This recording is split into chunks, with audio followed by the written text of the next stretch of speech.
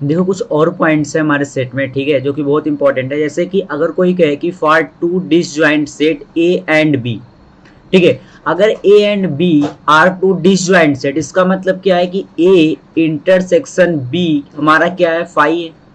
अगर A and B are disjoint set then in this case A intersection B is phi. तो उस case में जो n A union B होगा, ठीक है, वो किसके बराबर होगा, वो होगा n A plus n B के। ठीक है, इसका मतलब अगर मैं ए वन ए टू, ठीक है, dot dot dot A n, ठीक है, are pairwise disjoint sets, अगर ये डिसजॉइंट सेट्स हैं, then number of element in A union A one union A two union A three, ठीक है, dot dot dot dot union A n, वो किसके बराबर होगा, number of element in A plus number of element in A two, ठीक है, और plus dot dot dot dot number of element in A n. ठीक है, कह रहा है कि for any finite set A and B, अगर A and B are two finite set है तो उस केस में, ठीक है, एन ए यूनियन बी जो होगा वो n A plus n B minus n A intersection B के बराबर होगा। और अगर ये n A union B n A plus n B है, इसका मतलब ए एंड बी क्या होंगे, डिसजॉइंट सेट होंगे, क्योंकि इस केस में मेरा ये जो ए इंटरसेक्शन बी होगा, ठीक है, ये किसके बराबर होगा, फाई सेट होगा। ठीक है, ये क्या होगा, नल सेट होगा। तो उस केस में n A union B n A intersection B कितना हो जाएगा, 0। ठीक है, तो अगर for any finite set A and B, ठीक है, अगर मैं एन ए माइनस बी की बात करूं, और ए और बी क्या है, अगर मेरे फाइनाइट सेट है, तो उस केस में एन ए माइनस बी जो होगा वो होगा एन ए, ठीक है, number of element in A minus n A intersection of B, मतलब number of element in A intersection B. ठीक है, फिर कह रहा है कि A is a subset of a finite set B, अगर ए एक सबसेट है बी का, ठीक है, if A is a subset of B then n B, ठीक है, number of element in B वो किसके बराबर होगा, n A plus n B minus A के। ठीक है, फिर यहां पर देखो for any finite sets A B and C, अगर मैं 3 फाइनाइट सेट लेकर चलूं ए बी एंड सी, तो उस केस में जो n A union B union C होगा, ठीक है, number of element in A union B union C होगा, वो किसके बराबर होगा, एन ए, ठीक है, plus n B plus n C minus A intersection B minus n B intersection C minus n C intersection A plus n A intersection B intersection C. ठीक है, ये वाला पोर्शन क्या है, A intersection B intersection C. ठीक है, और अगर कोई कहे कि let A B C T अगर फाइनाइट सेट है, अगर क्वेश्चन वाला कभी डिमांड करे कि नंबर ऑफ एलिमेंट्स, ठीक है, number of elements belonging to exactly 2 of the set A B and C, ठीक है, तो उस केस में जो होगा number of element belonging exactly 2 of the set in A B and C, वो बराबर होगा n A intersection B plus n B intersection C plus n C intersection A minus 3 n A intersection B intersection C के। ठीक है, बहुत most important, ठीक है, बहुत इंपॉर्टेंट है ये और ये। ठीक है, और ये भी कभी भी 3 फाइनाइट सेट का अगर क्वेश्चन दे तो इसी 3 में होगा। ठीक है, तो ये क्या कर रहा है कि let A B and C be finite set then the number of elements belonging to exactly one of the set, अगर exactly one of the set से बिलोंग करवाए तो उस केस में जो नंबर ऑफ एलिमेंट होंगे वो बराबर होंगे n A plus n B plus n C minus 2 n A intersection B minus 2 n B intersection C minus 2 n C intersection A plus 3 n A intersection B intersection C. ठीक है, तो आज हम बात करेंगे रिलेशन के बारे में। ठीक है, तो रिलेशन के बारे में जानने से पहले, ठीक है, सबसे पहले हम जानते हैं कि ऑर्डर्ड पेयर क्या होता है। ठीक है, तो ऑर्डर्ड पेयर क्या होता है कि a pair of elements written in a particular order, ठीक है, is called an ordered pair. It is written by listing, ठीक है, लिस्टिंग इट्स 2 एलिमेंट्स, ठीक है, in a particular order separated by a comma and enclosing the pair in a bracket in the ordered pair L, X। ठीक है, तो comma separate कर दिया और ब्रैकेट से क्लोज कर दिया, तो ये एक ऑर्डर्ड पेयर है। ठीक है, L is called the first component and और the first coordinate and X is called the second component और द सेकंड कोऑर्डिनेट। ठीक है, जैसे अगर मैं बोलूं 2,1, ठीक है, तो 2,1 एक ऑर्डर्ड पेयर है। ठीक है, 2,1 क्या है, एक ऑर्डर्ड पेयर है। ऐसे अगर मैं बोलूं 1,2, ठीक है, तो 1 कामा 2 भी एक ऑर्डर्ड पेयर है, ठीक है। लेकिन अगर मैं ये बोलूं क्या ये दोनों ऑर्डर्ड पेयर सेम है क्या, तो नहीं, ठीक है, ये ऑर्डर्ड पेयर सेम नहीं है। अगर आप इस 2 कामा 1 वाले ऑर्डर्ड पेयर की फर्स्ट कंपोनेंट देखो या फिर फर्स्ट कोऑर्डिनेट देखो तो ये 2 है, ठीक है, और सेकंड ऑर्डर्ड पेयर का फर्स्ट कोऑर्डिनेट 1 है, ठीक है, और ये दोनों सेम नहीं है, इसीलिए ये both the ordered pair are different, ठीक है। जैसे मैं ये कहना चाहता हूं कि अगर a कॉमा b ये एक ऑर्डर्ड पेयर है और दूसरा ऑर्डर्ड पेयर है c कॉमा d, ठीक है, अगर ये दोनों ऑर्डर्ड पेयर इक्वल हैं तो इसका मतलब ये है कि a इक्वल टू c होना चाहिए और b इक्वल टू d होना चाहिए, ठीक है। उसके बाद हम बात करते हैं कार्टेशियन प्रोडक्ट की, ठीक है। तो कार्टेशियन प्रोडक्ट क्या बोलता है, ये कह रहा है कि product let A and B any set, ठीक है। अगर मैं बात करूं दो सेट की, ठीक है, मैं बोल रहा हूं कि ये ए एक सेट है जिसमें एलिमेंट है 1 2 3 और 4, ठीक है, and B is the another set, ठीक है, जिसमें एलिमेंट है ए बी सी और डी, ठीक है। अच्छा, फिर कह रहा है कि the set of all ordered pair A comma B, ठीक है, with A belongs to A and V belongs to B, ठीक है। अगर मैं एक ऑर्डर्ड पेयर लिखूं ए कॉमा बी का, तो जो फर्स्ट एलिमेंट इस ऑर्डर्ड पेयर का ए, वो सेट ए से बिलोंग होना चाहिए, और जो सेकंड एलिमेंट है बी वो सेट बी से बिलोंग करना चाहिए, ठीक है। Is called the Cartesian product of A and B and it is denoted by A cross B, ठीक है। अगर A और B ये दो सेट हैं और अगर मैं इनके Cartesian product A cross B की बात करूं, ठीक है, तो वो लिखे जाएंगे in the form of ordered pair A comma B, जहां पर A बिलोंग्स करेगा सेट A से, ठीक है, और B बिलोंग करेगा सेट B से, ठीक है। तो अगर मैं A क्रॉस B लिखूं तो A क्रॉस B क्या होगा, देखो A क्रॉस B होगा A1, ठीक है, मैंने फर्स्ट एलिमेंट उठाया सेट A का 1 और इसके पॉसिबल ऑर्डर्ड पेयर लिख दिए, तो 1 कामा 1 A होगा, फिर होगा 1 कॉमा B, ठीक है, फिर होगा 1 कॉमा C, ठीक है, और फिर होगा 1 कॉमा D, ठीक है। सिमिलरली अगर मैं सेकेंड एलिमेंट उठाऊं 2 सेट A का, तो इसके पॉसिबल ऑर्डर्ड पेयर बनेंगे 2 comma A 2 comma B 2 comma C और 2 कॉमा डी, ठीक है। सिमिलरली अगर मैं 3 उठाऊं तो ये होगा 3 कॉमा ए, ठीक है, 3 comma B 3 comma C and 3 comma D, ठीक है। और अगर मैं 4 उठाऊं तो हो जाएगा 4 कॉमा ए 4 कॉमा बी 4 कॉमा सी और 4 कॉमा डी, ठीक है। तो ये मेरे क्या होंगे, ऑर्डर्ड पेयर होंगे ना, ये क्या है, ये है ordered pair, ordered pair of A cross B, ठीक है। अच्छा, अगर कोई बी क्रॉस ए की बात करे, ठीक है, बी क्रॉस ए की बात करे, तो इस केस में, ठीक है, जो फर्स्ट एलिमेंट होगा ऑर्डर्ड पेयर का वो सेट बी से बिलोंग करेगा, और जो सेकंड कंपोनेंट होगा या फिर सेकंड कोऑर्डिनेट होगा ऑर्डर्ड पेयर का वो सेट ए से बिलोंग करेगा। जैसे मैं अगर बी क्रॉस ए लिखूंगा तो फर्स्ट कंपोनेंट आएगा सेट बी से ए, ठीक है, और सेकंड आप उठाओ सेट ए से, ठीक है, तो इसके पॉसिबल ऑर्डर्ड पेयर हो जाएंगे ये, ठीक है, ए कॉमा 2 ए कॉमा 3 और ए कॉमा 4, ठीक है। ऐसे आप बी के लिए लिखोगे, फिर सी के लिए लिखोगे और फिर डी के लिए लिख दोगे, तो ये मेरे पॉसिबल ऑर्डर्ड पेयर हो जाएंगे बी क्रॉस ए के, ठीक है। अच्छा, दूसरी बात ये कि अगर मैं ये बोलूं कि सेट ए में नंबर ऑफ एलिमेंट अगर p है, ठीक है, और सेट बी में अगर नंबर ऑफ एलिमेंट q है, ठीक है, तो जो नंबर ऑफ एलिमेंट होंगे in the Cartesian product of A cross B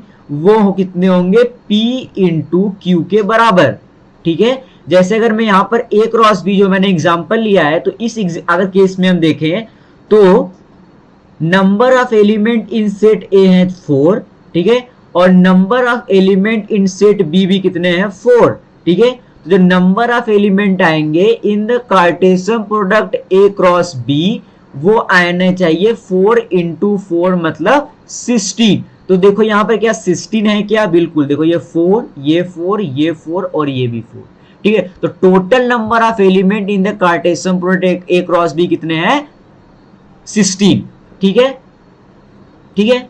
अच्छा, अगर मैं उसके बाद ये बात करूं कि अगर मैं बात करता हूं ए क्रॉस ए की, ठीक है, ए क्रॉस ए की, तो ए क्रॉस ए अगर मैं लिखूं तो इसका क्या मतलब है, ठीक है। ए क्रॉस ए अगर कोई लिखे तो इसको कैसे लिखोगे आप, फर्स्ट एलिमेंट भी सेट ए से आएगा और सेकेंड एलिमेंट भी सेट ए से आएगा, ठीक है।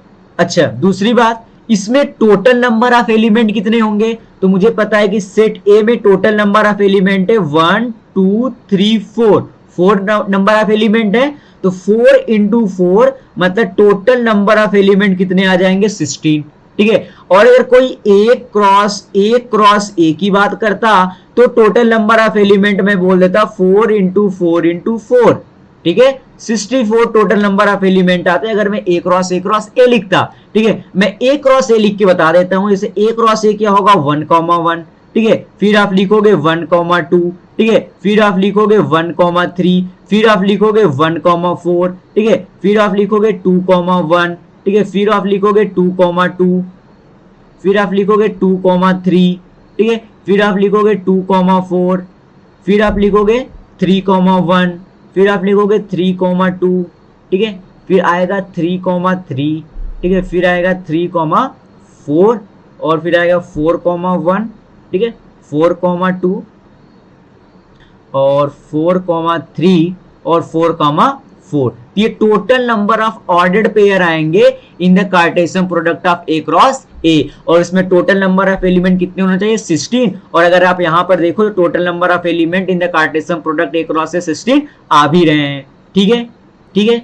अच्छा, अगर उसके बाद मैं कुछ प्रॉपर्टी की बात करूं, ठीक है, कुछ प्रॉपर्टी की बात करूं, ठीक है, तो फर्स्ट प्रॉपर्टी तो हमने ये देख ही लिया कि अगर मैं ये बोल दूं कि x प्लस वाई, ठीक है, x प्लस वाई और x माइनस 2y, ठीक है, इट इज इक्वल टू 1,7, ठीक है।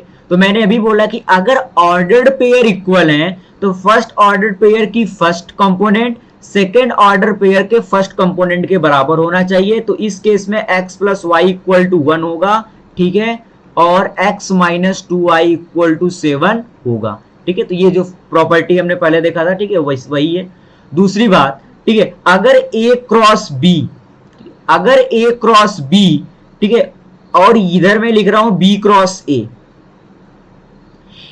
Cross b is not equal to b cross a, always true, ठीक है, always true if number of element, ठीक है, if number of element in number of element नहीं, आप मेंबर ऑफ एलिमेंट भी लिख सकते हो, ठीक है, कि कौन कौन से एलिमेंट हैं, ठीक है, member of element is in A, ठीक है, इन ए एंड बी, ठीक है, आर नॉट सेम,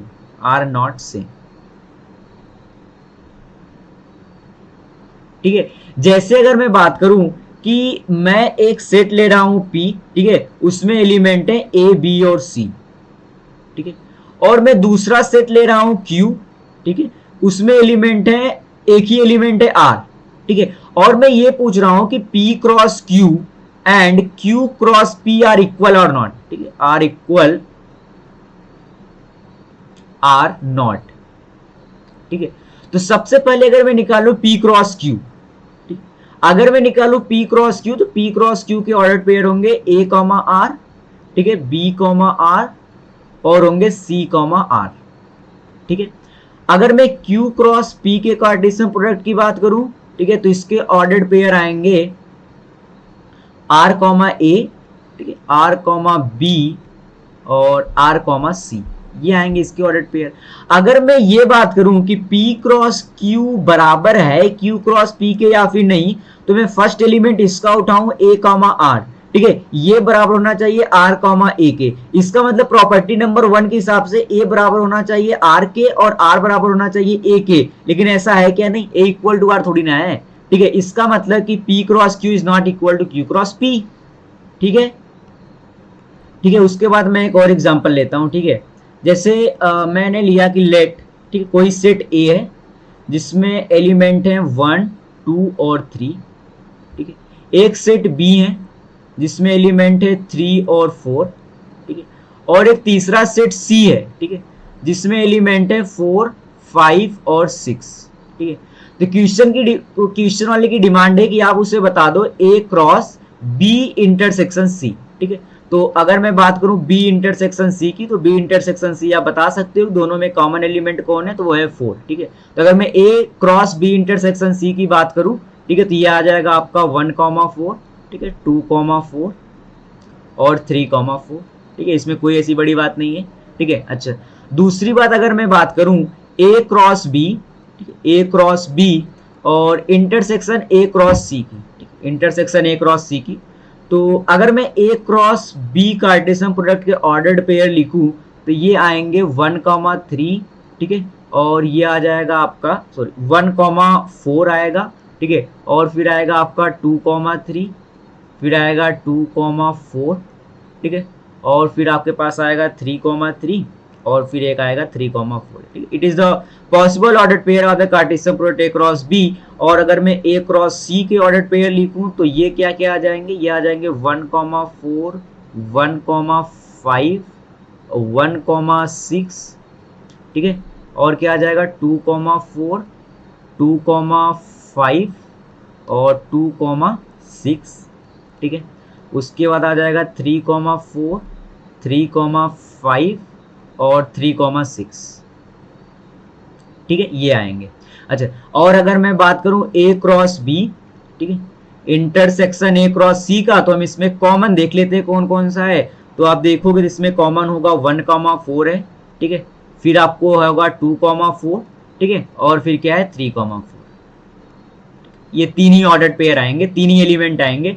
ठीक है, अच्छा, अगर यहीं पर क्वेश्चन वाला कल को ये पूछ लेता कि आप उसे बता दो ए क्रॉस बी, ठीक है, और यूनियन ए क्रॉस सी के बारे में, ठीक है, तो उस केस में आप क्या करते? ठीक है, सारे आप लिख देते। ठीक है, सारे आप लिख देते तो ये हो जाता 1,4, जितने भी पॉसिबल होते 1,3 से स्टार्ट करते तो 1,3 आता, फिर 1,4 भी आता, 1,5 भी आता और 1,6 भी आता। ठीक है, फिर आप बात करते तो आपके पास 2,3 भी आता। ठीक है, फिर 2,4 2,5 और 2,6। ठीक है, ये सब तो हम देख चुके हैं सेट में। ठीक है, तो मैं बस लिख दे रहा हूँ 3,3 भी आएगा, फिर 3,4 भी आएगा, ठीक है, और फिर 3,5 भी आएगा और 3,6 भी आएगा। ठीक है, 3,6, तो it is the possible element, ठीक है, जो कि इस सेट में आएंगे A cross B union A cross C में। ठीक है, फिर हम बात करते हैं इनवर्स ऑफ रिलेशन की। ठीक है, तो ये बोल रहा है कि लेट ए एंड बी, ठीक है, बी नॉन एम्प्टी सेट, ठीक है, ये नॉन एम्प्टी सेट है दो, and R is a relation from A to B. ठीक है, आर कोई रिलेशन है ए टू बी में। ठीक है, तो आपसे कह रहा है then the inverse of R is defined as the set. कैसा होगा, एक एग्जांपल लेके हम बात करते हैं।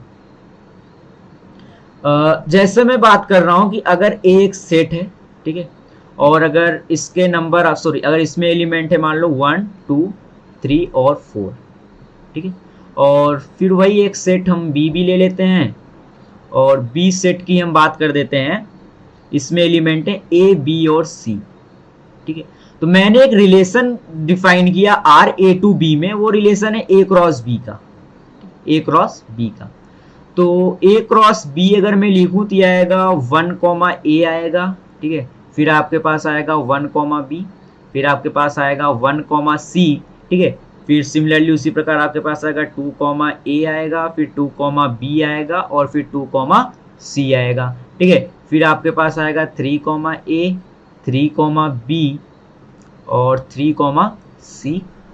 ठीक है, फिर आपके पास आएगा 4, ए, ठीक है, 4, बी और फिर आएगा 4, सी, ये आएंगे। ठीक है, तो अगर मैं आर इनवर्स की बात करता हूं, जब मैं आर इनवर्स की बात करूंगा तो आर इनवर्स में क्या होंगे, ये पलटी कर जाएंगे।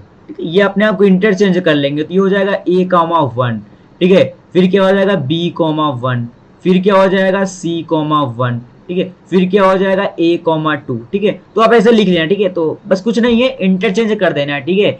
जो एलिमेंट है ऑर्डर पेयर में a और b अगर मैं लूं, ठीक है, तो अगर, ठीक है, तो उस a और b को आप इंटरचेंज कर दो, ठीक है, a कॉमा बी के स्थान पे आप क्या लिख दो, b कॉमा ए, तो वो क्या हो जाएगा, इनवर्स हो जाएगा उस रिलेशन का, ठीक है। तो कोई भी रिलेशन डिफाइन कर सकता है, ये मैंने वैसे रिलेशन दिया है a क्रॉस b, ठीक है, आप कोई भी रिलेशन की बात कर सकते हो, ठीक है, कोई भी रिलेशन, ठीक है। जैसे अगर मैं यहाँ पर पहले रिलेशन की बात कर लूं, ठीक है, रिलेशन होता क्या है, जैसे अगर मैं बात करूं रिलेशन की, ठीक है, तो रिलेशन क्या होता है, अगर मैंने मान लो कि दो सेट लिया, ठीक है, अगर मैंने दो सेट लिया, एक सेट मेरा ए है, ठीक है, इसके एलिमेंट है 1 2 3 4 और 5, ठीक है, एक दूसरा सेट है बी, ठीक है, एक दूसरा सेट है बी, इसमें एलिमेंट आपको दिए गए हैं 2 4 6 और 8, ठीक है। मैंने क्या कहा कि A belongs to set A and B belongs to set B, ठीक है, B belongs to set B, ठीक है, ठीक है। तो मैंने क्या कहा कि ए रिलेटेड टू बी, ठीक है, मैंने ए और बी में रिलेशन लगाया, इफ, ठीक है, ए रिलेटेड टू बी होगा if B equal to 2a, ठीक है, बी इक्वल टू 2a। तो अगर मैं इस रिलेशन में, ठीक है, ये जो मैंने रिलेशन स्टेबलाइज किया कि a related to b if b equal to 2a, इस रिलेशन में जो सेट ऑफ एंट्रीज आएंगी, ठीक है, जो सेट ऑफ एंट्रीज आएंगी, अगर मैं उसकी बात करूं तो सेट ऑफ एंट्रीज क्या आएंगी, देखो, अगर मैं a की वैल्यू अगर सेट a से बिलोंग कर रहा है, तो अगर मैं a इक्वल टू 1 लेता हूं, मान लो, ठीक है, अगर मैंने a इक्वल टू 1 लिया तो b इक्वल टू 2 आएगा, और b एलिमेंट आएगा सेट b से, और सेट b में अगर हम देखें तो 2 प्रेजेंट है, तो एक ऑर्डर पेयर आएगा 1, 2। सिमिलरली अगर मैं 2 उठाता हूं तो 4 आएगा, ठीक है, 4 प्रेजेंट है, ठीक है, अगर मैं 3 उठाता हूं तो 6 आएगा, ठीक है, 6 भी प्रेजेंट है, अगर मैं 4 उठाता हूं, ठीक है, तो 8 आएगा और 8 भी प्रेजेंट है। अब अगर मैं सेट ए से ए की वैल्यू उठाऊं 5, क्या उठाऊं 5, तो बी आएगा 10, लेकिन क्या सेट बी में 10 है क्या, नहीं है, इसका मतलब ये नहीं हो सकता ऑर्डर पेयर, तो केवल मेरे यही ऑर्डर पेयर बनेंगे अगर ए रिलेटेड टू बी है और किस प्रकार से बी इक्वल टू 2 है, ठीक है। तो मैंने यहां पर जो बात की ना ये आर इनवर्स की, तो अगर मैं यहां पर इसकी बात करूं, जैसे अगर ये है, ठीक है, अगर ये सेट ऑफ इंटीजर, अगर ये रिलेशन था, ठीक है, अगर मैं इसका आर इनवर्स लिखता तो मैं क्या करता, बोलो, इसको पलट देता, ठीक है, ये 2,1 हो जाता, ठीक है, ये 4,2 हो जाता, ठीक है, और ये 6,3 हो जाता, और ये 8,4 हो जाता, ठीक है। अगर ये रिलेशन था ए और बी में, तो उसका जो आर इनवर्स होगा सिंपली इंटरचेंज है, ठीक है, दोनों कोऑर्डिनेट का, ठीक है। तो अगर आप रिलेशन की डिफिनेशन लिखना चाहे तो आप लिख सकते हो कि वी, ठीक है, वी गिवन टू सेट, ये जो मैंने दिए हैं दो सेट लिए हैं, कौन कौन से, ए एंड बी, ठीक है। Now a relation, a relation, ठीक है, a relation is defined, a relation is defined from set A to B, from set A to B, ठीक है, is defined as any subset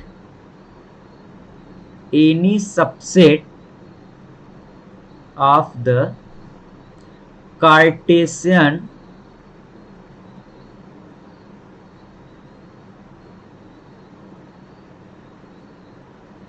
product of A cross B. अब हम बात करते हैं types of relations के, ठीक है। तो इसमें सबसे पहला आता है हमारा रिफ्लेक्सिव रिलेशन, ठीक है। ये क्या बोलता है, देखो, ये कह रहा है कि अ रिलेशन आर, ठीक है, defined on a set A is said to be reflexive if every element of A is related to its own element, ठीक है। कहने का मतलब क्या है, कहने का मतलब ये है कि कोई भी रिलेशन आर इज रिफ्लेक्सिव, कोई भी रिलेशन आर रिफ्लेक्सिव तब होगा इफ ए कॉमा ए, ठीक है, belongs to relation R for each A belongs to A, ठीक है, या फिर I is a subset of relation, I क्या है, तो वेयर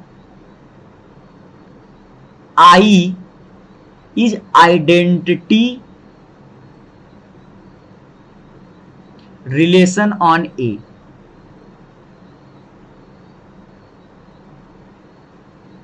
तो कहने का मतलब ये है कि रिफ्लेक्सिव रिलेशन ये बोलता है कि a relation R define on a set A, वो रिफ्लेक्सिव तब कहलाएगा जब every element of A is related to its own element, ठीक है। कहने का मतलब ये है, जैसे अगर मैं एक एग्जांपल लूं कि मैंने कहा कि एक रिलेशन है आर, ठीक है, एक्स कॉमा वाई, ठीक है, such that x is divisible by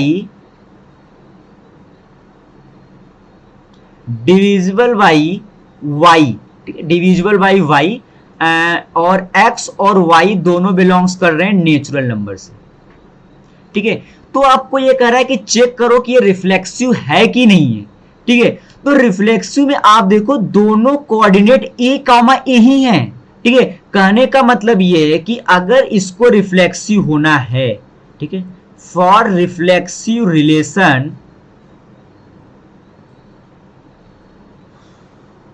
इस y को भी आप क्या कर दो x, ठीक है, क्योंकि दोनों एलिमेंट सेम होने चाहिए a कॉमा a, ठीक है। तो आप y को x कर दो, अगर आपने y को x पुट किया तो ये क्या बन जाएगा, x is divisible by x is divisible by x। अगर रिफ्लेक्सिव होगा तो ये होना चाहिए कि x डिविजिबल बाई x, और x क्या है, नेचुरल नंबर। आप कोई भी नेचुरल नंबर ले लो, 1, क्या 1 1 से डिविजिबल है, हाँ। 2 2 से डिविजिबल होगा क्या, बिल्कुल होगा। 3 3 से डिविजिबल होगा क्या, होगा, ठीक है। कोई भी नेचुरल नंबर उठाओ वो खुद से तो डिविजिबल होगा ही। इसका मतलब कि ये एक रिफ्लेक्सिव रिलेशन है, ठीक है, ये एक रिफ्लेक्सिव रिलेशन है, ठीक है। जैसे अगर मैं एक दूसरा एग्जांपल की बात करूं, ठीक है, आपसे कह रहा है कि द रिलेशन आर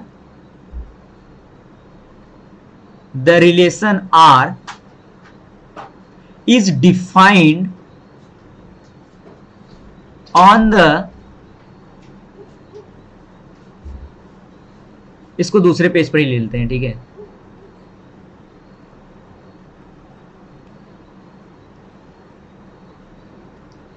कह रहा है कि a relation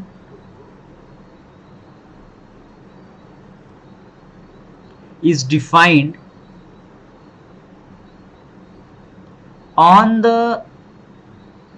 set of straight line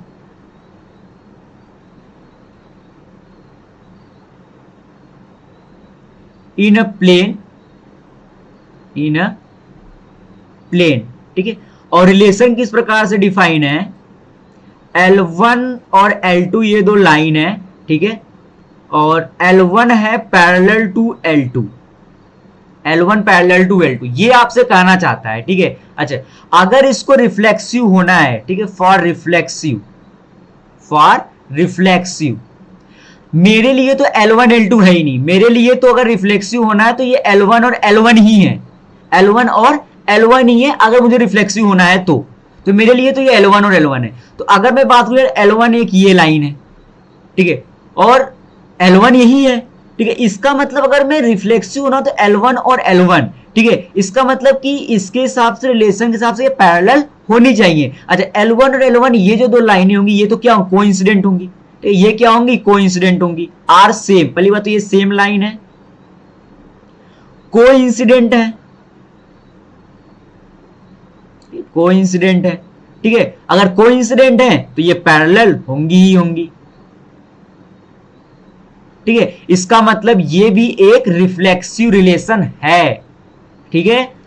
तो यही है रिफ्लेक्सिव रिलेशन कि आपको क्वेश्चन वाला दिया है A, B, लेकिन रिफ्लेक्शन के लिए रिफ्लेक्सिव रिलेशन प्रूफ करने के लिए आपको A, ही लेके चलना है, ठीक है। फिर जो कंडीशन दे रखा है रिलेशन डिफाइन करने के लिए, यहां पर रिलेशन दिया है कि x is divisible by y, तो फॉर द रिफ्लेक्सिव रिलेशन आपको y को x ही लेना होगा, क्योंकि ठीक है, क्योंकि if every element of A is related two is on element तो वो रिफ्लेक्सिव रिलेशन होगा। ठीक है, तो अगर आपने y को x ले लिया तो ये क्या बन गया, x is divisible by x।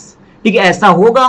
ठीक है, अगर x belong to natural number है तो मैंने बोला कि ये एक रिफ्लेक्सिव रिलेशन है। ठीक है, यहां पर अगर L1 और L2 दो लाइनें थी, ठीक है, रिलेशन क्या बोल रहा है कि L1 L2 दो लाइनें किस प्रकार से हैं कि L1 is parallel to L2। ठीक है, L1 is parallel to L2। ठीक है, तो अगर रिफ्लेक्सिव होना है तो मेरे लिए तो पहली बात तो L2 है ही नहीं, मेरे लिए तो L1 और L1 ही है। ठीक है, और मुझे पता है ये दोनों लाइनें सेम है। ठीक है, कोइंसिडेंट होंगी, अगर कोइंसिडेंट है तो पैरेलल भी होंगी, मतलब ये रिलेशन भी जो दिया है वो रिफ्लेक्सिव होगा। अगर मैं दूसरे बात करता हूं सिमेट्रिक रिलेशन की, ठीक है, ठीक है, तो अ रिलेशन आर, ठीक है, a relation R on a set A is said to be symmetric relation,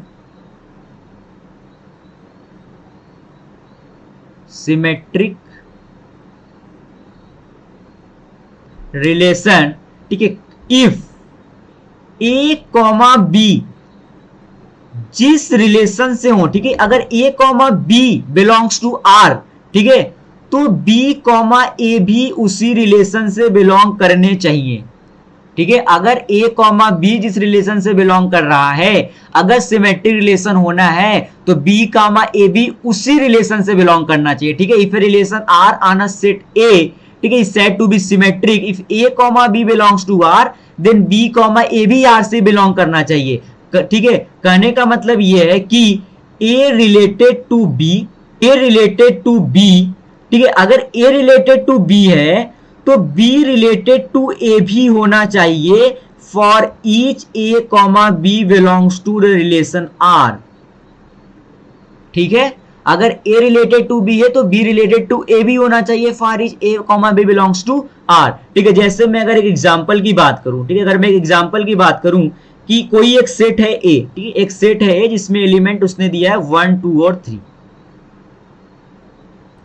ठीक है, अच्छा, तो अगर आपको ये दिया था, ठीक है, और आपको एक इसने रिलेशन दे रखा है, ठीक है, इसका रिलेशन है 1,1, ठीक है, 1,2, 2,1, ठीक है, और 1,3 और 3,1, ये रिलेशन दे रखा है इस सेट का।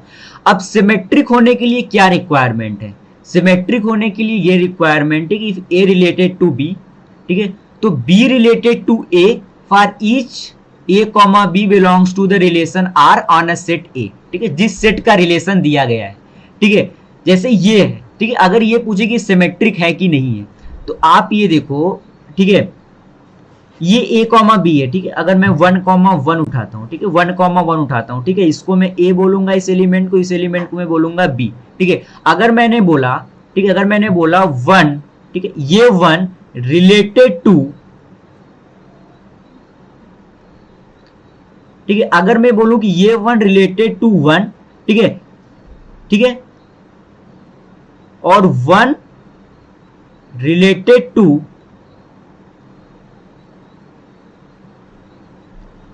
1, तो मैंने किया क्या है, ठीक है, ये 1 चाहे लिखो चाहे ये 1 लिखो, ये दोनों हैं तो सेम ही ना।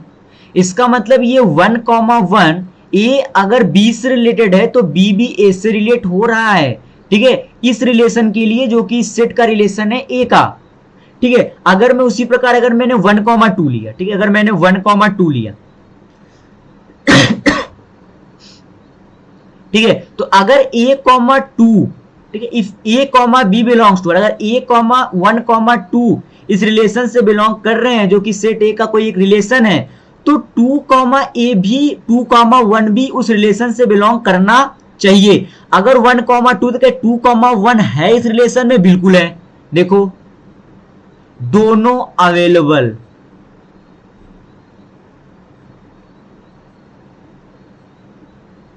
ठीक है, उसी प्रकार अगर मैं 1,3 बिलोंग्स टू द रिलेशन, तो सिमेट्रिक होने के लिए 3,1 भी उसी रिलेशन से बिलोंग करना चाहिए। तो अगर ये 1,3 है, देखो इस रिलेशन में 3,1 भी प्रेजेंट है। ठीक है, दोनों अवेलेबल हैं। इसका मतलब ये एक सिमेट्रिक रिलेशन होगा।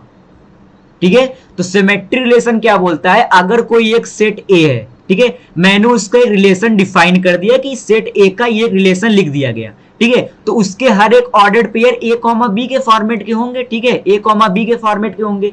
तो अगर ए कॉमा बी, ठीक है, उस सेट का हमने जो रिलेशन लिखा, ठीक है, अगर उसमें ए कॉमा बी उस रिलेशन से बिलोंग कर रहा है, तो बी कॉमा ए भी उस रिलेशन से बिलोंग करना चाहिए, तो हम बोल देंगे कि ये सिमेट्रिक रिलेशन है।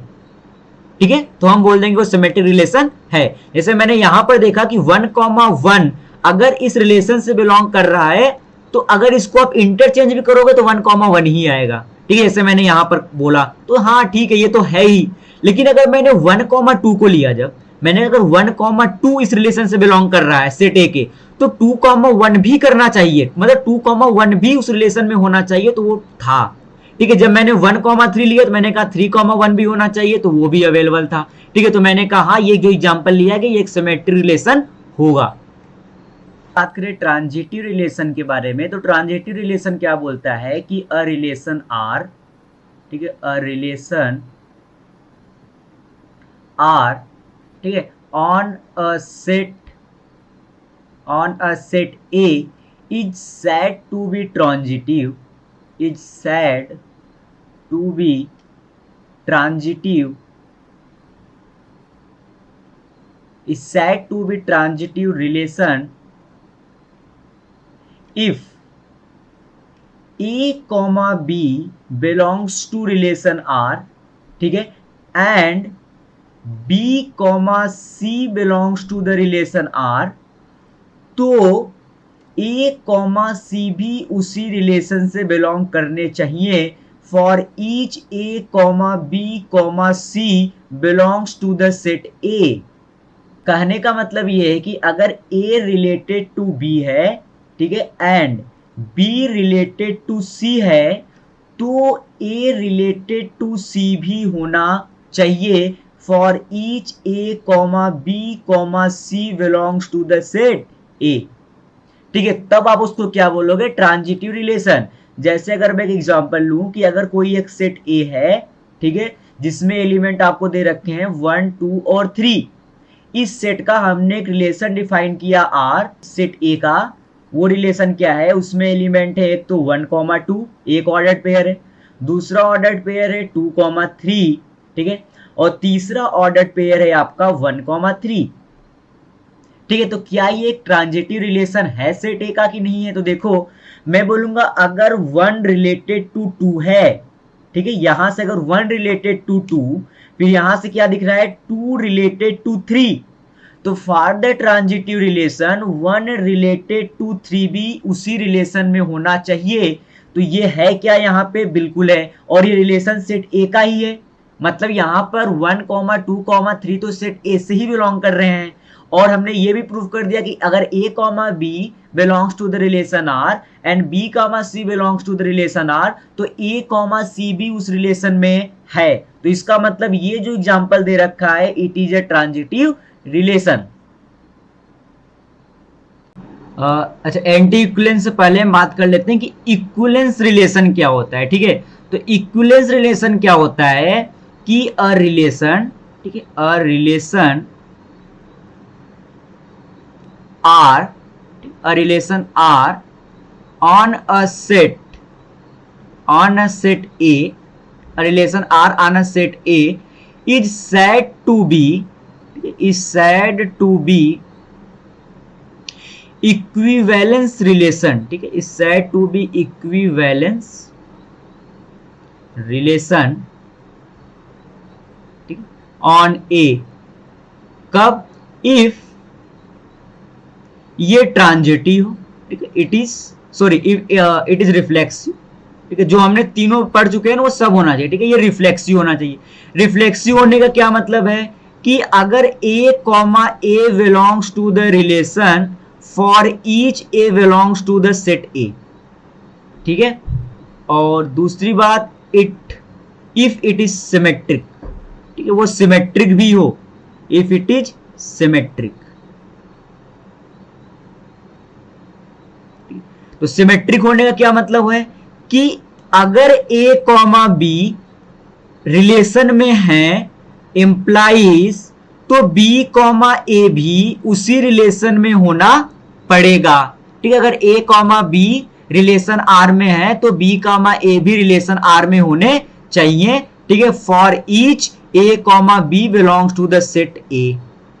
ठीक है, तीसरी बात, इफ इट इज ट्रांजिटिव। ठीक है, इफ इट इज ट्रांजिटिव, इसका क्या मतलब है? That is if A comma b relation R में है, ठीक है, और बी कॉमा सी भी अगर रिलेशन आर में है, इंप्लाइज तो ए कॉमा सी भी उस रिलेशन में होना पड़ेगा और a comma b comma c, ठीक है, for each a comma b comma c belongs to the set A. ठीक है, अगर ये तीनों हो गए, ठीक है, अगर कोई रिलेशन दिया है सेट ए का और हमने उसको रिफ्लेक्सिव भी प्रूफ कर दिया, हमने उसको सिमेट्रिक भी प्रूफ कर दिया और हमने उसको ट्रांजिटिव भी प्रूफ कर दिया, तो हम बोलेंगे कि वो जो रिलेशन है वो इक्विवेलेंस है। ठीक है, वो इक्विवेलेंस रिलेशन होगा। ठीक है,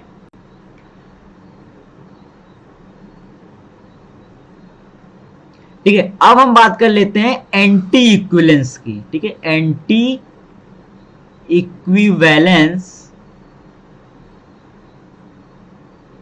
रिलेशन, इक्विवेलेंस रिलेशन। तो ये क्या बोलता है कि a relation R on a set A, on a set A is said to be anti equivalence relation। ठीक है, एंटी इक्विवेलेंस रिलेशन, ठीक है, on set A if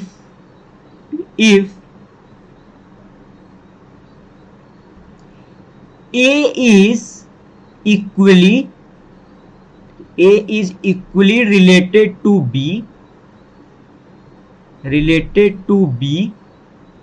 and B is equally related to A, equally related to A।